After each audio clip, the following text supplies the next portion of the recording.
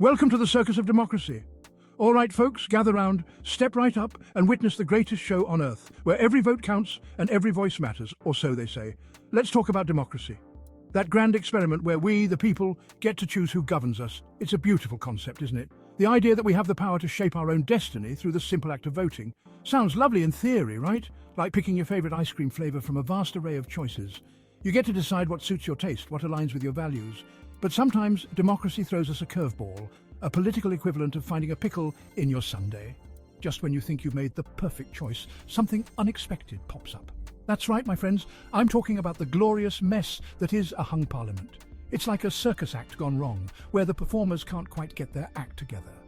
Now you might be thinking, isn't a little political gridlock a good thing? Keeps those politicians on their toes, forces them to compromise and find common ground. And you wouldn't be entirely wrong.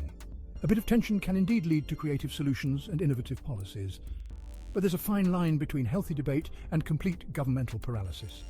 When the circus performers can't agree on the next act, the show grinds to a halt. And trust me, when it comes to hung parliaments, we're talking full-on rigor mortis of the political system. It's like watching a tightrope walker freeze mid-step, unable to move forward or backward. So buckle up as we delve into the wild, wacky and often frustrating world of hung parliaments.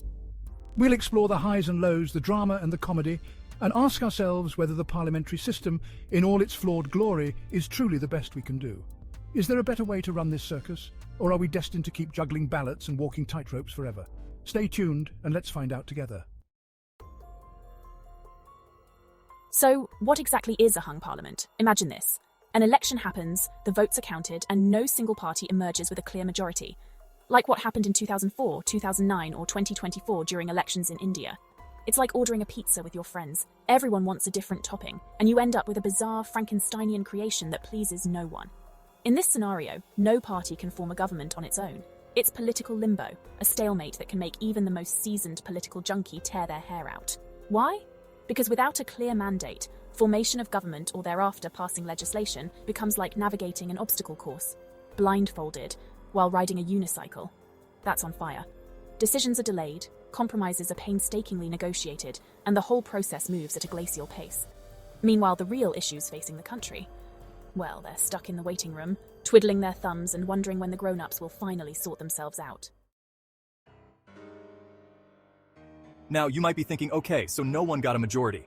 Can't they just, share? Like, come together and figure things out?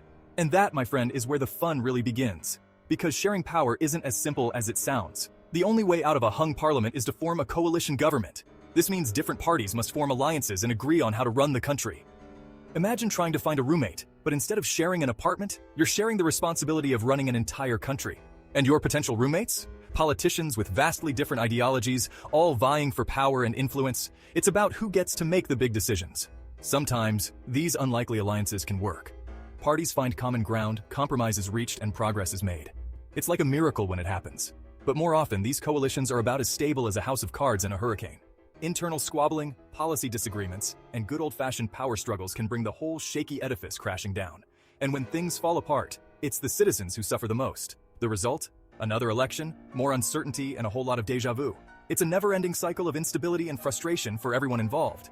And so, the political merry-go-round continues, with leaders making grand promises, only to find themselves back at square one. It's a tough game, and the stakes couldn't be higher.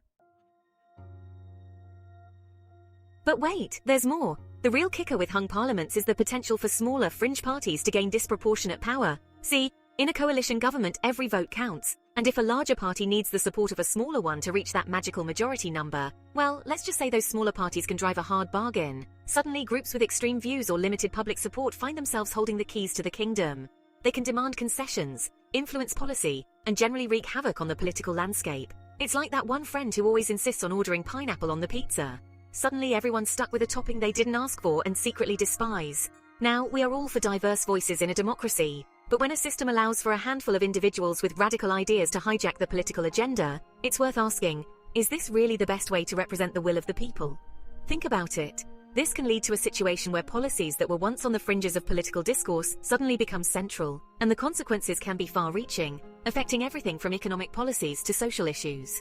The influence of these smaller parties isn't just theoretical. We've seen real-world examples of when extreme views gain a foothold, it can lead to division and unrest. People even in the majority start to feel like their voices aren't being heard, and that can erode trust in the entire democratic process. So, what's the solution? It's not about silencing anyone, but rather about ensuring that the system is robust enough to handle diverse viewpoints without being hijacked by a vocal minority. It's about finding a balance where all voices are heard, but no single group can dominate the conversation. After all, democracy is about representing the will of the people, all the people, not just the loudest or the most extreme. It's a delicate balance, but one that's worth striving for. The dance of backroom deals. Post-poll alliances can result in a government that implements policies and decisions no voter explicitly endorsed, undermining electoral accountability. Voters end up with a government shaped by backroom deals instead of transparent pre-election commitments. These alliances distort the democratic mandate, prioritizing political expediency over voters' preferences, leading to governance that lacks legitimacy and fidelity to the voters' choices. Imagine casting your vote with hope and expectation, only to see the elected officials pivot to policies you never signed up for. It feels like a betrayal, doesn't it? These secretive negotiations and compromises can erode public trust, making voters feel disconnected and disillusioned with the political process. When the true power lies behind closed doors, democracy's promise of representing the people's will fades into a mere illusion. It's a dance of shadows, where the choreography is hidden from public view and the outcomes are anything but transparent. So, how do we reclaim the integrity of our democracy? By demanding more transparency, holding our leaders accountable, and advocating for the banning of post-poll alliances. Only then can we ensure that the government we get is the government we actually voted for. If a particular political party wants to form an alliance, they must do so before the elections. Now, we shall explore the benefits of different alternative methods of voting in addressing the issues of a hung parliament. Let's talk about approval voting. It allows voters to select all the candidates they approve of rather than just one. This can lead to more representative outcomes and reduce the likelihood of a hung parliament. For example, imagine a scenario where you have 5 candidates running for office. Under approval voting, you could support multiple candidates that align with your views rather than feeling pressured to choose just one. This way, the elected representatives are more likely to reflect a broader consensus of the electorate rather than just a plurality. Also, there's instant runoff voting. This allows voters to rank candidates in order of preference. If no candidate receives a majority of first-choice votes, the candidate with the fewest votes is eliminated, and their votes are redistributed to the remaining candidates based on the voters' next preferences. This process continues until a candidate receives a majority. This method ensures that the winning candidate has broader support among the electorate.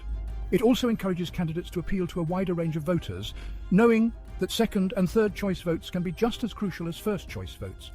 Both of these voting methods can help ensure that the elected representatives better reflect the will of the people, potentially reducing the chaos and instability of a hung parliament. Or maybe the French do it best. In France, the president is elected through a 2-round system where citizens vote for their preferred candidate. If no candidate receives an absolute majority in the first round, a second round is held between the top 2 candidates. Whereas the members of the legislature are elected through a 2-round majority system in single-member constituencies. This ensures representation from various political parties across the country, while avoiding the issue is hung parliaments by vesting the executive power in the hands of a separate leader in shape of the president. Anyways, while the circus of democracy might always have its fair share of clowns and acrobats, with thoughtful reforms like approval voting and instant runoff voting, we can at least make sure the show runs a bit more smoothly. If you enjoyed the video, please don't forget to like, share, comment and subscribe. Thanks for watching.